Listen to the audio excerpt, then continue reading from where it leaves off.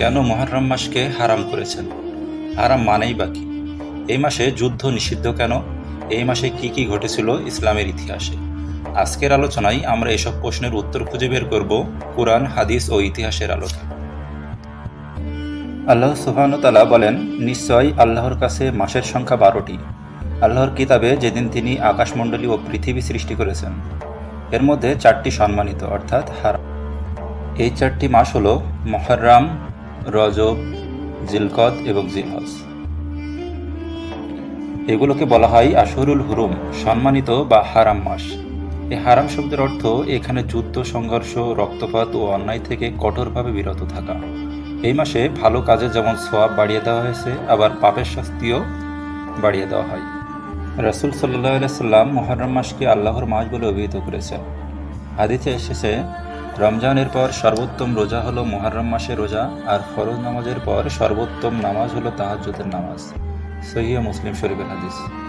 এই হাদিস আমাদের জানায় মুহররম শুধু হারাম মাসই নয়, বরং এটি রমজানের পর সর্বোত্তম ইবাদতের মাস। হিজরি 61 সালের 10ই মুহররমে ইমাম হুসাইন রাদিয়াল্লাহু আনহু কারবালার প্রান্তরে শহীদ হন ইয়াজিদের বাহিনীর হাতে। এই ঘটনা মুসলিম উম্মাহর হৃদয়ে চিরকালীন শোক ও শিক্ষা হয়ে আছে।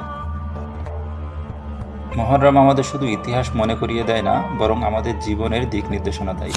প্রথমত, এই মাসে পাপ থেকে বাঁচার চেষ্টা করো। দ্বিতীয়ত, আশুরার দিনে রোজা রাখো, নবম, দশম অথবা দশম এবং 11তম তারিখে। তৃতীয়ত, ইমাম হুসেনের আদর্শ, সত্যের পক্ষে থাকা, অন্যায়ের প্রতিবাদ জীবনেও ধারণ করো। চতুর্থত, মুহররমকে শুধুমাত্র শোকের মাস না বানিয়ে ইবাদতের মাস বানাও। আল্লাহ মুহররমকে হারাম মাস করেছেন যেন আমরা এই মাসে নিজেদের সংশোধনের সুযোগ পাই। এই মাসে হোক তওবার শুরু, এই মাসেই ফিরি কোরআনের পথে, এই মাসেই হোক অন্যায়ের প্রতিবাদ, ইহসানের মধ্যে। যদি আপনার অন্তরে আলো ছড়ায়, তাহলে একটিবার হলেও বলুন, আল্লাহ এই মুহররমে আমাদের ক্ষমা করে দিন, আমাদের সত্যের পথে চলার তৌফিক দিন, আমাদের অন্তরে ঈমান জাগিয়ে দিন। আমিন।